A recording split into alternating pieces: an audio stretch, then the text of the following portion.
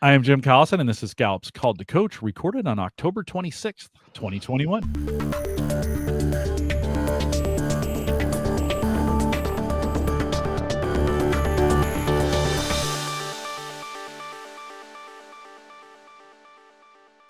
Called to Coach is a resource for those who want to help others discover and use their strengths. We have Gallup experts and independent strengths coaches share tactics, insights, and strategies to help coaches maximize the talent of individuals, teams, and organizations around the world. If you're listening live, we'd love to have you join us in our chat room on our live page. There's just a link right above me there. I'll take you to the live page. Sign in with your Google account and join us in the chat room. Let us know where you're listening from.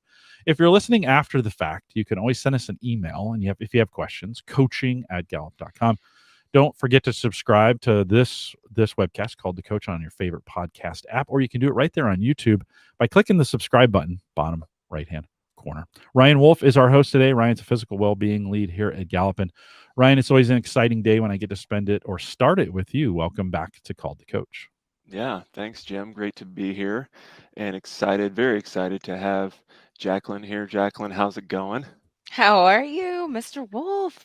Very I'm good. I'm excited for this morning. I get to hang out with you too. Good. It negates the fact that it's really early on the West Coast. Mm-hmm. Yes. But nobody cares that's listening to the recorded version. They're like, hey, just move on. Not at all. Right. Exactly.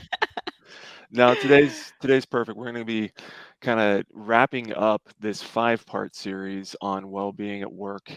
And then at the same time, we kick off a new series that you and Jim are launching, the CliftonStrengths Wellbeing series. So that'll be launching next week, and we'll get into a few more of those details. But we've got a lot of things to discuss today on this big day. So far in this series, we've covered really a diverse set of content surrounding well-being at work. So we started with Muhammad Yunus, and he brought in his insights on well-being from leaders that he works with and that he interviews on the Gallup podcast. And then we brought in Anthony Blue, and he discussed kind of really the careful methodology and research that goes into really validating the data that we have that quantifies well-being, which is such a huge topic because well-being is definitely not the easiest thing in the world to measure and validate. So that was a great combo. Then we talked with Natasha Jamal about how DE&I and well-being are really interrelated and kind of amplified through each other, which was a really awesome conversation. And then just a few weeks ago, we talked with Danny Lee, who discussed well-being from his kind of CliftonStrengths lens and expertise. So the links to each of those conversations will be provided in the kind of the final finished product of this published talk that we're doing here, Jaclynn, today, or you can get them if you're interested and like them sooner at gallup.com. Just go to the well-being link. But it's been, we're going to get into our content here now. We published the book, Gallup published the book about 6 months ago, the Wellbeing at Work book in May. So a decent amount of time has passed, Jaclynn, since you wrote some of your contributions and since kind of the public and our listeners here have digested and just kind of read the book and maybe applied some of what they're doing. So a bunch of, that book is just chock full of some great discourse, things like net thriving and mental health and resilience. We integrate employee engagement into it. And also the idea that the next global crisis might be a mental health pandemic. So really interesting content throughout the book, ton of great content. I'm interested, Jaclynn, if you could help us kind of bring your perspective in. Can you kind of talk about what you see manifesting so far in the workplace or in the workforce since the book's release? Yeah, I would say, two themes that automatically come to mind would be mental health and lack of clarity and purpose in the workplace right now. A lot of employees are struggling to identify what's 2022 look like for me. Am I going to stay in the same role? Some employees have started to, you know, take up the slack for maybe having a shortage of employees in the workplace. So they might have more jobs that they're doing than they were initially hired in to do. So I think there's some confusion with them even as to what does my future look like? Am I going to continue to have 3, 4, different responsibilities or roles that I'm taking on? Or am I going to go back to the old ways once things start to stabilize? So I've seen that on one spectrum where there's that lack of clarity on what's the road look like for me, because they might have taken on more just in the past couple of years. And then others, some of that comes from leadership, where maybe leadership hasn't been quite clear on what the strategic initiative looks like. So the mission and purpose has remained the same, but how they get there might be different. And you've got employees that are struggling to understand, what is that and how do I contribute to it? So I've seen some lack of clarity and purpose show up in those two ways most specifically. And then with mental health, everyone is just getting hit so hard, and I just feel for everybody.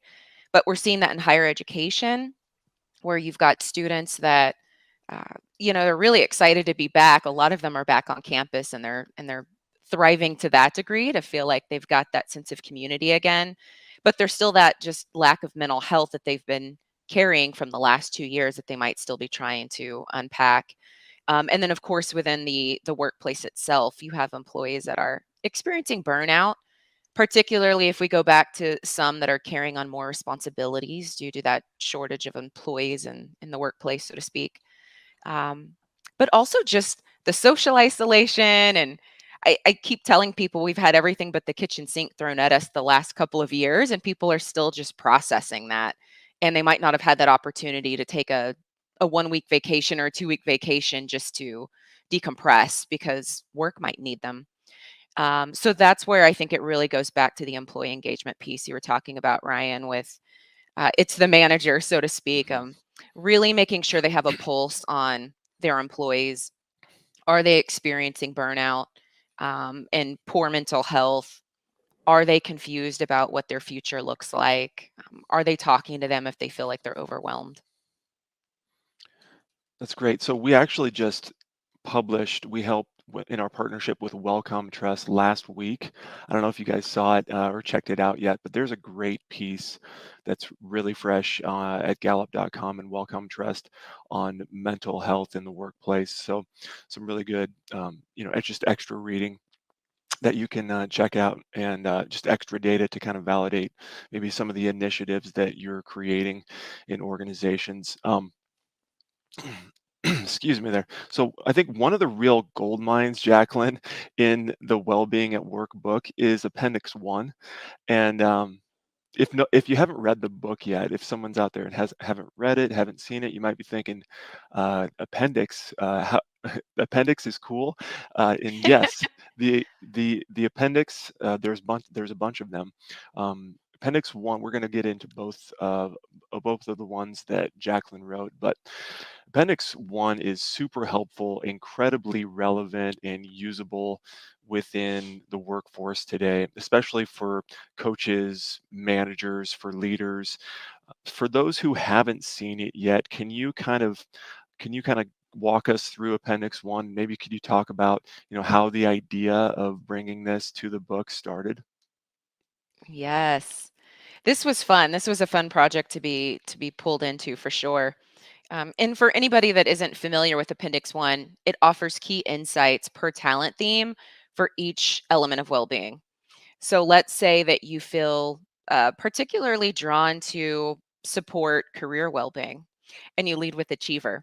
You could flip to the back of the book into Appendix One and look at achiever, and it might offer, one or two insights that are just going to support you with your element of well-being. So if we do just take achiever as an example, let's think about just having this work overload right now. Achievers love being productive day in and day out. But over the past 2 years, you might have really picked up quite a bit of work. So maybe for you, that purposeful productivity is what's going to be key. What do I want to keep on my plate that's related to personal and professional goals that will better support my career and purpose well-being, as opposed to just taking on everything? So the Appendix One was primarily designed to support people in thinking about what do I lead with, and what area of you know or I should say what element of well-being feels like it could use that extra dose of medicine to just make me go from maybe just struggling to thriving. That was really the idea behind it. Yeah, I love it. Okay, can you go into Achiever a little bit more? So you mentioned Yeah. career well-being. What's next? Yeah, so let's think about social well-being for a minute. Um, Achievers, like others in the workplace, you might have suffered from social isolation during the pandemic. And so one way to really re-energize yourself and also target productivity is finding partnerships within the workplace with people that you like to get work done. Now you're feeding your social well-being, but you're also leaning into that strength of achiever that likes to get things done. And we could even think about physical well-being. Pre-show we were talking about physical well-being and what we want to do this winter to better ourselves. And we're not alone. We know a lot of people are thinking about their physical well-being, which I will just caveat and say is also related to rest and nutrition. But maybe you've gotten off track of your goals. So one thing to think about is what are your current health and fitness goals for this year, and if you have a desire to get back into your exercise regimen or to get more rest at night, really create a pathway to enable yourself to do so. So, a few teasers of what you can expect if you're looking through the book, just to give you some insights and how to better that element of well being for yourself. Nice. Okay, so that's an executing theme. Can you talk about how it might look differently in the other domains? Yeah.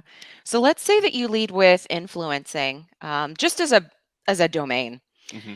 Our influencers are people that are a catalyst for change. They've got a lot of energy and synergy. So if you think about yourself thriving, my influencers, you're able to move yourself forward and others with that energy and synergy that you bring forward. So you might be inspired to achieve goals through conversations that you've had with other people. You're probably ready to get back out into that real world post pandemic and be among others in a social environment. It could be volunteer work, it could be those 5Ks that we're starting to see happen again, but just being out among people and talking about your goals with others might provide that sense of thriving for you, where you feel like you're really thriving. But alternatively, that struggling piece might look like feeling socially isolated or having, managed so much change in the environment, whether it's social or professional or personal. You might feel like you're a little bit uncertain yourself with all the change that's happened. It's like, I really want that sense of rebuilding connection with others. I want that sense of rebuilding connection to the workplace. So you might feel like you're lacking a little bit because there has been so much change that it might have just thrown you off of your typical social game, so to speak. And we do know as much as our influencers are social, you still get tired sometimes, and too much change can be a lot for everybody. So I think having that time to just kind of sit with it and rebuild those social connections might be valuable to someone influencing. Jaclynn, can you talk a little bit in our series that's coming up, and we're going to Hmm. promote this towards the end. You and I are going to walk through a framework, and one of the things I've appreciated about the way the appendixes are laid out is that the Appendix One has really a list of all the themes. So a page by theme with each of the 5 well-being elements, plus Hmm. plus some advice that's in there. And we're going to practice that a little bit here, a little bit later today, or in this webcast as we do this. Appendix 2 is really a framework, right? That coaches can grab and use and walk folks through, right? It gives you some clues to how to use Appendix 1 in the process. You just Hmm. practiced that a little bit when we looked at the influencing domain by saying, and this is going to be the format for our webcast that's coming up, is this it's thriving. How can I use this theme to help me thrive? Hmm. Where could I be struggling in this, right? A really open conversation about where I could be struggling. Yeah. And then I think this is the secret sauce and what's most important. When we think about in the influencing domain, how does this help me or how does this help me support others? because I think we're all in this together, right? It's not always just about Yes. us, but in the context of relationships. So with the influencing domain, as we look at this, and we're covering these today because we don't necessarily look at it this way in the book. So this is kind of free bonus content for you guys that are showing up. But how does it support others from influencing? I think about influencers as the natural catalysts and cheerleaders and leaders for individuals. They get them excited and energized and moving towards a common goal. So when they're firing on all cylinders, that's what it feels like. They bring so much just energy and charisma to the environment. But if they are struggling, then that's going to impact individuals and teams quite differently. Now, all of a sudden, they've lost that person that tends to rally them together for projects, events, initiatives, goals, and it might fizzle. People might feel like that light on the team has been dimmed out a little bit, and they might be less clear on how they're all moving together towards a goal. Executors can get people going towards that goal, but influencers can really make sure that people are moving together with a lot of good synergy behind it. So we might feel like that light's dimmed out some. I think this influencing domain has an incredible ability right now where people are burying, they're digging in, they're hunkering down. Where you mentioned this a little bit earlier, they're isolated, right? They're feeling like, I don't know, I'm working from home, I'm going in, I'm not, should I be around people? Shouldn't I be around, right? Whatever. And I think influencers have this positive ability to really start pulling people out, right? Start pulling them out of like, hey, and Ryan, however that looks, like, yeah, in some areas we may not be able to get together physically, but how can we still continue the virtual gatherings that we're doing? What kind of things can we be doing that helps in this situation? Because we're all in this together, right? And so I think influencers have this ability, or can this spark, I think is the way you said it, Jaclynn, the spark to kind of get folks moving forward. Ryan, you want to add anything to that? Yeah, I also think, we haven't mentioned community well-being yet. And in the book, Harder and Clifton are careful in helping us remember that, the difference between a good life and a great life might just be community well-being. So contributing to the community has certainly kind of been flipped on its head. It's a lot different than what we might have been doing pre-pandemic, showing up with boots on the ground, rolling up the sleeves. So I think it's important to really, each of these in the appendix, each theme has a great piece of advice for all 5 elements. In community, I've been just getting a lot of questions from people about community well-being. It's way different now. What should we do? Well, there's some really good advice that Jaclynn's provided in the book, so I'd recommend checking it out just for that case. Yeah, we had a question in the chat room about are these available online anywhere today? They're just available in the book, so that's where they're at. If you want to get access to them, they're back there. Very, very, very helpful. Jaclynn, can we go through the same format again, thinking about the executing? We touched on this a little bit, but I want to spend just a little bit thinking about how can this, if I'm working in this domain, this idea of it thriving, struggling, and then how do I use it to support others? Yeah, if I think about executing, you likely feel well aligned with, I'm going to use my term again, purposeful productivity within and outside of the workplace. You might feel like you're hitting your fitness and nutrition goals. You might feel like you're on target financially with any short-term or long-term goals that you have. So it's that pep in your step of, wow, I'm getting things done. I feel like I am firing away. But if we think about struggling, it's going to look different. It might feel a bit directionless, just in terms of how you're contributing to the mission, based on the work that you're putting forth, because work is top of mind for executors.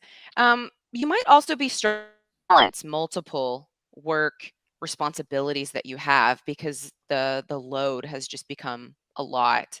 That can also, not just deplete your energy, but your ability to achieve goals and to achieve them with efficiency and quality. So you might feel like that's a bit inconsistent. It could be that your fitness and nutrition goals are inconsistent. You're working more, you're sleeping less and eating less. So all in all, you might just feel like, am I achieving what I set out to achieve? Because I feel like I'm just missing the target again and again. And then if we think about how executing can support others, if you've got an executor that's thriving, you've got someone that's just a torchbearer for the team. They're, helping with the agenda. They're making sure people know what they should be doing. Um, they inspire people to get the work done. But if you're struggling, now all of a sudden you've lost that person that typically knows the course. And I'll go back to Mandalorians, like, this is the way. They don't know the way. It's like, I have so much on my plate. I don't, I'm sinking. The ship is sinking. So now you've lost that person that tends to be the foundation or the weight when it comes to the workplace, I would say. Ryan, would you add anything to that with your experience? Yeah, I would agree. So it's interesting how, as well, there's kind of, if you might feel like at some points you're definitely thriving, but then maybe 1 or 2 weeks later you might be struggling, you might be fatigued. So I think it's important to recognize that, those states can be fleeting and they might not last long, whether you dip down or you're coming back up. But it's important to just kind of go back to your North Star and identify, the items that that really can help you. And having conversations, if it's career, having conversations with your manager, with your colleagues. If it's social, physical, financial, having conversations with your best friends, your family members, people you live with, so you can kind of get those thoughts out of you, and into words, and talk about how we can get things back on track. So I think that was really good, Jaclynn. Can I add a little bit to that, Yeah, Ryan? yeah, So, definitely. one of the things I've is we look at these two domains, and of course, influencing for me is 4. I have 4 in my top 5, and then an executing theme in there. And one of the things I've kind of discovered in this is I kind of ran out of influencing gas. I don't know, 2 weeks ago. I just I couldn't do it anymore. I had a really busy fall season here in the United States, Northern Hemisphere. And I was just done, and I needed actually to use some executing just to get some stuff done. Like, that was a recharge for me. That was I've kind of jumped on a bandwagon of like, okay, I'm going to create this long list. I'm just going to start checking stuff off. That's not typically how I recharge my batteries. Danny talked about that last time we were on, right? Getting your batteries recharged. Typically, executing is not one of those things that recharges it, but my influence was just so tired. I just needed to get away from it for a while and get some things done. And so, Jaclynn, as we look at these, I love this framework of thinking like, hey, actually, a dominant theme was struggling for me in this, right? And I not, you had mentioned feeling socially isolated, having managed so much change in the environment, socially or professionally, that their themes might be exhausted. I think that's that's Yeah. of where I was, right? And being able to kind of step up with, okay, I'm going to get this done. And so it was a different way of thinking of things. And I know I've done this in the past before. I just never thought of it this way, of unplugging a dominant domain, plugging in something else to get some things done. It was super, super helpful. It's kind of one of those things I'm That's hoping good. that as we work through these here towards the end of the year, beginning of 2022, we get this opportunity to have conversations like this, to say, yeah, no, there's going to be some things I need to make a change on here or there or in the air, right? Those kinds of things. So, Ryan, I cut you off. Do we want to look at do we want to look at relationship building in that same format? Let's do it. Jaclynn, go ahead and lead us through Oh, relationship. relationship Yeah. builders. God bless relationship builders. We need them.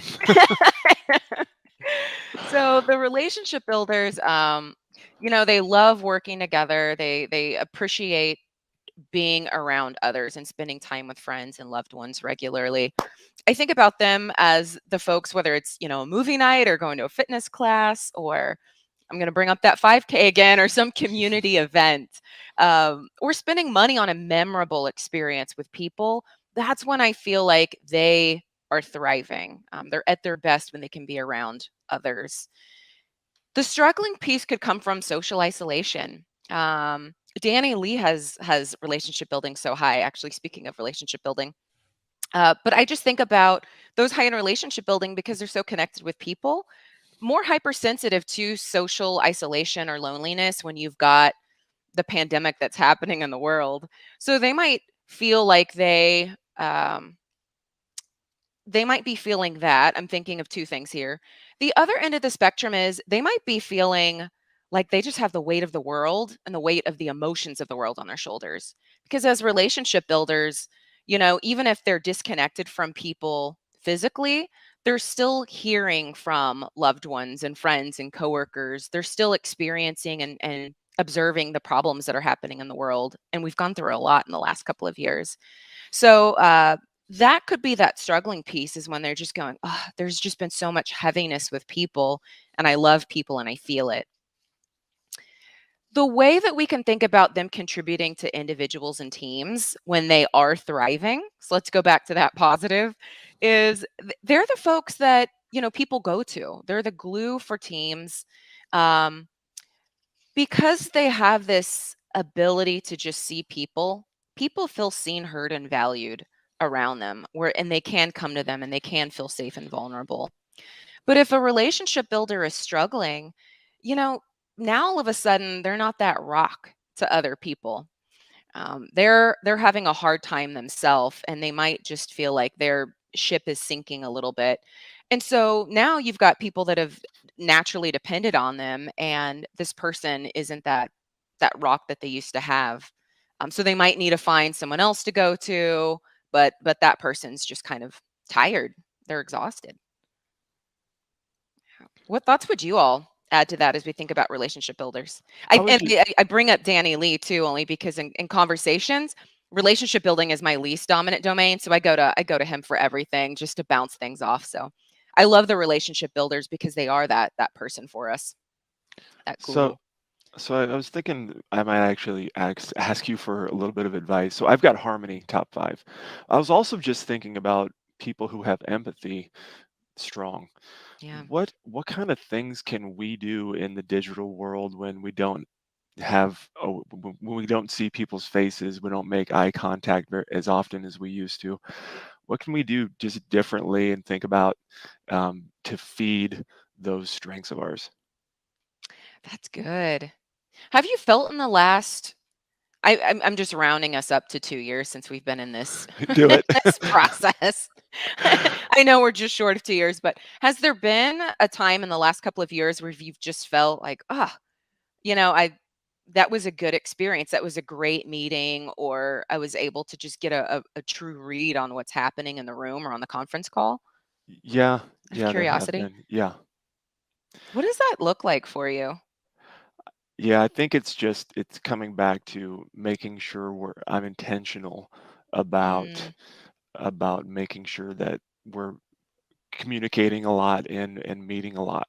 So yeah, I think it's easier to send an IM or send in an email when we used to see each other just face to face, and kind of use that to recharge my harmony battery, so to speak. But yeah, it's just harder to get that nowadays. And I think I was just thinking through that. It's yeah. probably similar for those who, have includer or empathy or positivity or something like that. That's a good one with that keyword of intentionality. I What were think you thinking, Jen? Ryan, you had said this, and I've just made a living off of this. It's not allowing, there's that saying that meeting could have been an email, Mhm. and I've actually turned that email should Yeah. have been a meeting. And when I say meeting, I really mean a one-on-one. Like, I'm just going to call somebody, Yeah. and I'll ping them on Teams. We use Teams. There's other ways to get this done. Ping them, hey, you got a minute? Like, I want to chat. I kind Yeah. of want to see your face, or at least hear your voice. Like, and Mhm. yeah, I could have done this over an email, but I get so much more value by hearing you, at least for me. Now, there is a case where I may be inconveniencing people. Sometimes they're like, I could have just done that. You could have just, we could have done that via email. But I have found that, at least for me, to be very, very helpful. And I think for others, as well. I mean, there's been situations where I've taken individuals and I have daily meetings with them because that's what needs to be done. It's important. That's the way we connect. There's others where that frequency, I think about my relationship with Mike McDonald, who was very almost daily before all this started to happen, which has become very, very sporadic. And that's okay. Whenever we meet, it's okay. Like the relationship can survive that time. So I guess I encourage folks, as we think about that, as we think through these domains, and again, as we're going through the series, we're going to be covering these same thriving, struggling, and supporting others. Really want to kind of think through, okay, where am I at today, and what do I need first to get stable, and then how can I turn that in a way to support others? Ryan, I'll be honest, I've gotten more one-on-one time with you virtually than we ever did when we were in person, right? I mean, it's just worked out that way because we've chosen to do it, and that's been good, I think. It definitely has. So that's it's interesting how relationships have developed because of that way, or perhaps the opposite of developed. But I think just being intentional about it is important if that relationship is key to your productivity, your well-being, or any of those 5 elements of well-being. So yeah, that's a good point. And you're probably, I imagine, I think harmony, and I think how they have that spidey sense for conflict, whether it's internal or external. And so even just going back earlier when you were talking about how this is a continuum that we're on with well-being, we might be thriving one week and struggling the next. There might be times when the intentionality isn't to, flock towards people or someone or meetings, but to just take a step back because you just need that time to just stabilize and, kind of feed the empathy at the same time that might have been carrying the weight of a lot of people's emotions on your shoulders. So yeah, I think it does go back to that keyword of intentionality. Let's look through our final domain, and I always feel bad for strategic thinking because it's alphabetically, it always goes last, and that's not intentional, right? It's like woo, it's always last, right? I get that. So strategic thinkers and those that are high in this domain or want to claim this domain, and they're fantastic because they do a lot of things I can't do. But walk us through this paradigm. Yeah, so let's think about strategic thinking thriving. Need time to reflect and process life's ups and downs. And I would say particularly over the last couple of years too, they might really be taking some time to process what's been happening in the world, what's next for me, what's happening with my loved ones, but also considering what this new and revised future looks like for themselves. So being informed of what the road ahead looks like and saying, okay, I can see how I can, adapt or change my way to meet this revised way of working or my revised personal life. So that's what I think about with thriving is when they have an idea of what the road ahead looks like. That really helps them in the present sense with development plan that they have for themselves or continuing education that they're considering or what their personal life might look like moving ahead. I even we haven't talked about the financial well-being piece too much, but even thinking about how the economy will impact their short-term and long-term financial goals is something that someone thriving in strategic thinking might be considering. And, they can adapt quickly if they feel like they're thriving. But if we go to that struggling piece, this might look like I always go back to strategic thinking and I think about Google Maps. So, if you've got a lot of strategic thinking skills, you might have that destination A in mind, but if you're not sure what destination B looks like, you don't know where you're flying. And that can be anxiety ridden. That can create some stress because now all of a sudden, what does the future look like? How should you create milestones and a plan to achieve that future? So it can create a lot of uncertainty for someone. Or if they're, going, and they don't have that time to process and sort and deliberate information or learn new things, it can be a struggle. So that's what I think about striving versus struggling. And then if we think about how they support individuals and other people, They're the people that bring insight and shared knowledge and pathways where others might not see them. So they can really illuminate that North Star that we're talking about. The executors might guide them there. Strategic thinkers can, be the why behind it. This is why we're heading there. They can really create a sense of understanding and stability. But if they are really struggling, then all of a sudden the team might feel lost because that person that has been there to provide insight and knowledge and understanding isn't quite clear of the why themselves. And so, they don't quite know what's happening or what can be learned from it. And that can be a struggle for everybody. It's kind of sad. And this is probably my positivity, but when we end on, the what do they bring? And then where can it land wrong for teams? I feel like it's that doom. Like we end on the doom. It's like, but this is how it can be bad. Well, I think it's good to have about.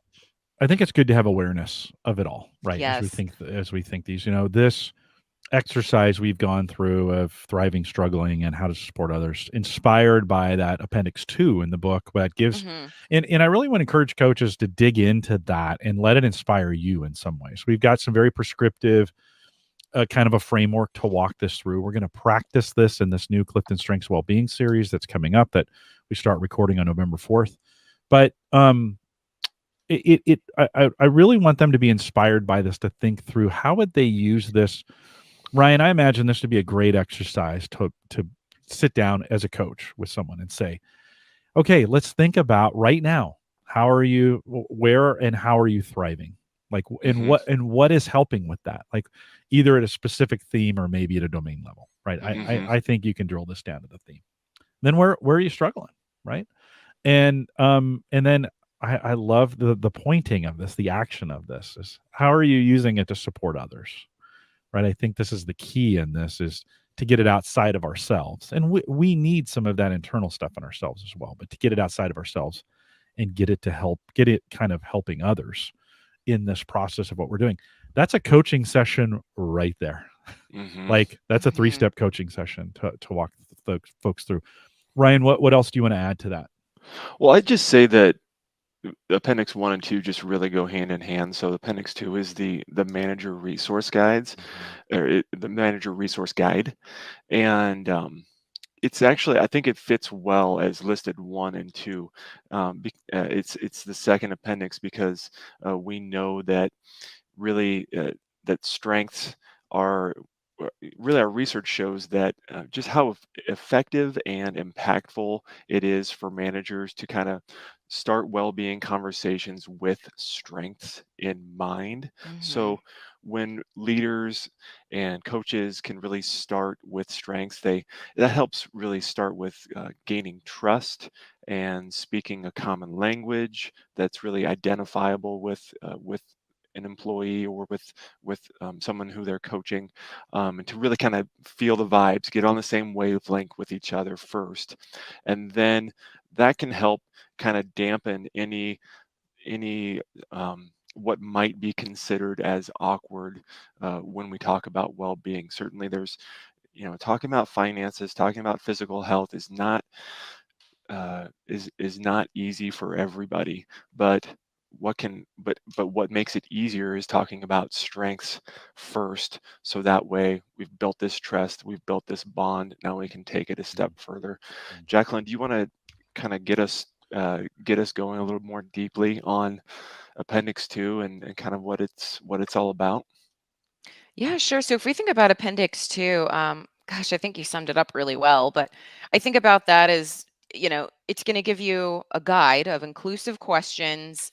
I'm all tongue-tied today. It's going to give you a guide of inclusive of key questions and action items that can help really just illuminate what that theme is that you are working through and how that impacts individuals and how that impacts teams. So we really have been trying to keep that structure in place this morning, or for those of you that are listening to the recording whenever you're watching this, to get a little bit of insight into what Appendix 2 looks like.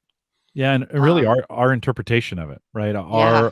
You and I sat down and went through that, and you had a big your influencing on these Appendix One and Appendix Two is massive. So it was a privilege for me to be able to sit down with you and say, hey, let's interpret this framework, and how do we make it doable from a broadcast perspective? How can we talk about this? And this was our version of it. One of the things I'm excited about as we dig in the webcast is we're taking each individual theme now, working through that, and then through one of the elements of well-being. So we're going to each week we're going to pick one of those for that thing. We're not going to do them all. They're all in the book. You can get out there and get them, but we're going to dig in on one in a 20-minute time frame to really kind of help work that through, to provide both information and to kind of hopefully inspire you to work through those yourself, and with teams. I'm really excited about it. I don't, I kind of think through. We did. Tish had made a comment in the chat room. I do want to bring this in. She said, I coach an executive who has empathy 1 and harmony 2. She fought against those for probably almost the first year of the pandemic because this wasn't the time for emotions from the top. I put those, they didn't, but I put those in quotes, right? But good job. When she embraced these strengths, she was able to work her team through their commonalities and everyone on board to start moving forward. And so it is a great, I think there's some great opportunities. By the way, Ryan, I think you'd agree with me on this. It's not too late, right? It's not too late to start this process, right? I think some people feel, and I'm going to ask you to comment on this. I think sometimes people are like, well, gosh, it's been 2 years. It's too late. Ryan, what would you say to someone who's like, yeah, no, I'm already too late to the game? What would you say to that? Yeah, well, I go back to what Muhammad said when we started this, and it's important to just know where you're at, evaluate the level of well-being you have for each particular element, and document that and move forward from that, and identify ways that you can just improve on each element and the collectivity of your total well-being. So yeah, the ship has not passed, and there's always opportunities to improve. What I like about Appendix 2, I just propped it open here. I'm looking at it. Is there's 2 pages per element of well-being, and the framework that you've got, Jaclynn, is a series of, there's 10 or 20 questions that you can ask yourself about this element, so you can ground yourself in your own let's say your own physical well-being. Then there's 5 or so bullet points, questions that you can ask others. So this is a way to really to ask just intelligently, and you can just borrow these questions and bring them to conversations. So that way these have been thought through, and you're bringing questions that are appropriate for workplace and workforce conversations.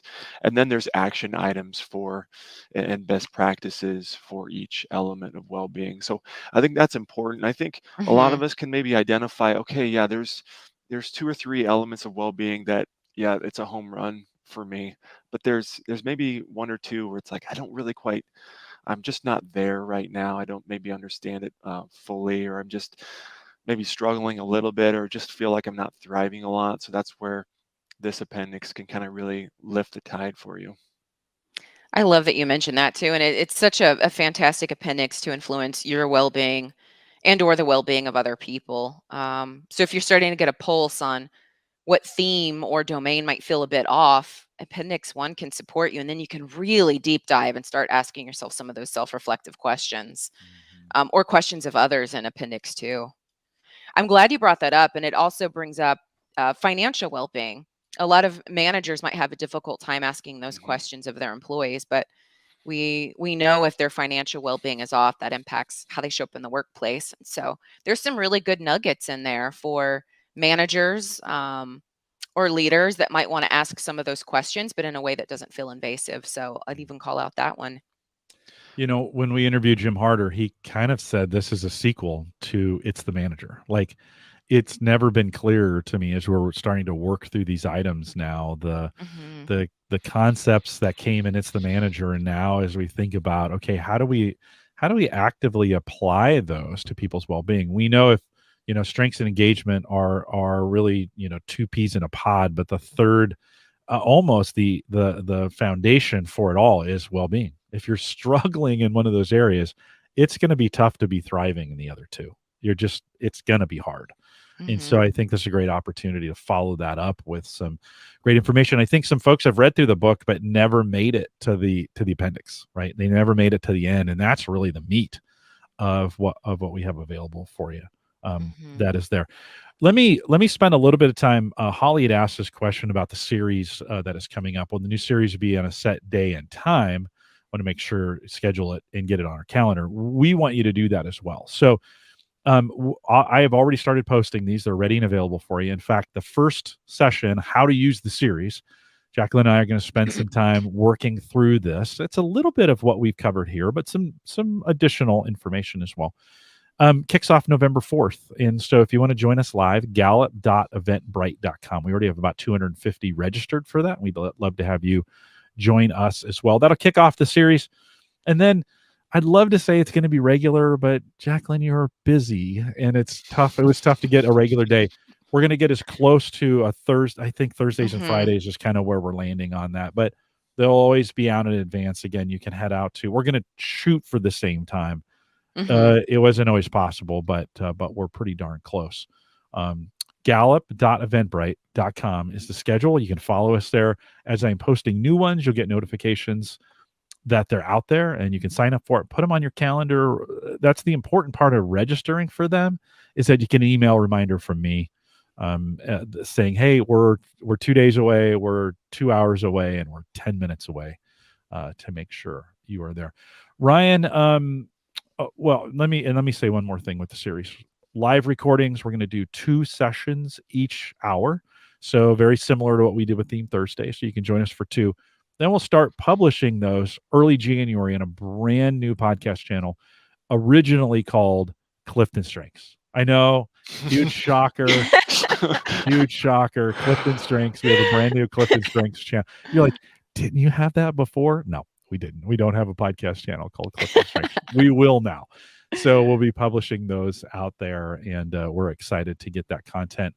Jaclynn and I will be recording those throughout the spring, and we'd love to have you join us live if you can. If not, we'll have them edited and produced for you in a podcast channel and on YouTube, and available in the CliftonStrengths channel. We're excited. Ryan, let me throw it back to you.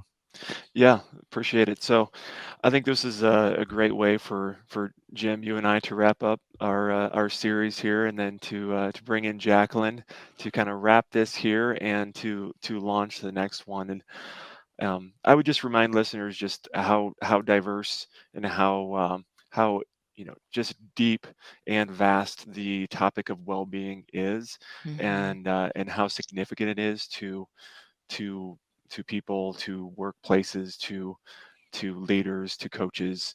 And we've just, I think, there's a chapter in the wellbeing at work book called Strengths Make Wellbeing Work, and integrating these two sciences and practices together just has so much power for amplifying.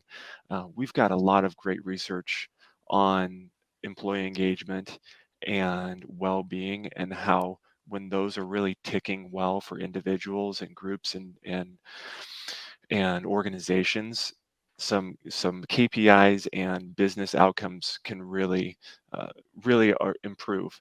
But when we add strengths to that equation, they just amplify even more. So there's great data on that. You'll feel it as you learn, and then take the learning from Jaclynn and Jim, and then practice it going forward. So I'm excited about the next steps we're taking here on this journey. So thanks for having me here, Jim, Jaclynn. Thank you. Appreciate you being on here today. Yeah, Ryan, Thank thanks for you. your leadership on this. I'm excited. We're kind of thinking about how to figure out a way to get you back here in the spring and spring here in the United States. I always forget that when I always leave our Southern Hemisphere friends out when I refer to the seasons. But as we think about we'll say first, second quarter of next year, we're excited to get you back for that.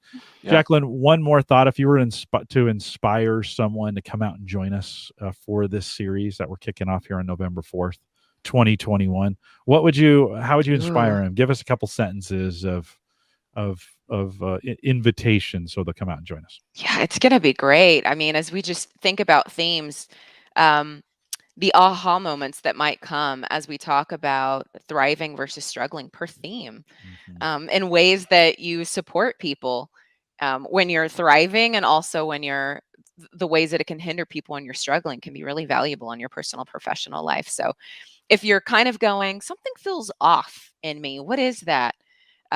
Join us. We'll discover that together.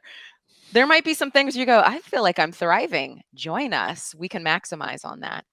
So yeah, we look really forward to seeing you over the next few months, actually, that we're going to be doing this. It will take us a while. It's funny when you think about 34 themes, you always kind of think, oh, that won't be hard. That's 34. And you got to work. That's 34 hours, or in this case, 17 hours. But all the work that goes into it. I always get kind of lulled into complacency when I start doing a series like this, and I think, oh, it won't be that hard. 34 is a lot to get through. So we appreciate you coming out to be with us, and you coming out to be a part of it. And so with that, we'll remind everyone to take full advantage of all the resources we do have available now in Gallup Access, and even more resources are coming. I have a whole bunch of stuff on my plate. We're moving Talent Mindfulness, the entire series, both seasons, will be moving into Access here at the first of the year. I hope. I got to get a lot of work done to get that. I need to start leaning on my executing theme. I only have one. I need to start leaning on that a little bit more to get those kinds of things done. Of course, head out to gallup.com/CliftonStrengths, log in there, and you get access to all those tools that are available inside that. For coaching, master coaching, or if you want to become a Gallup certified strengths coach, we can help you with that as well. Send us an email, coaching@gallup.com. I mentioned this earlier, but if you want to subscribe to us on Eventbrite, gallup.eventbrite.com. Create an account, follow us, you'll get a notification from me every time we publish something new. In fact, I'll be doing one of those today for December. And so get out there, get it followed, and join us for those. You can follow us on any social platform just by searching Clifton Strengths. And we want to thank you for joining us today. If you found this helpful, it really helps us when you share this. Like, I can only do so much. I only have so much arranger. Like, I only have so much influencing that can go around. It really helps when you share it. So take this link, share it with some friends. We appreciate you coming out today. If you're joining us live, thanks for doing that. We'll see you back for the November 4th series. And if you can't tell, we're pretty excited about it. With that, we'll say goodbye, everybody.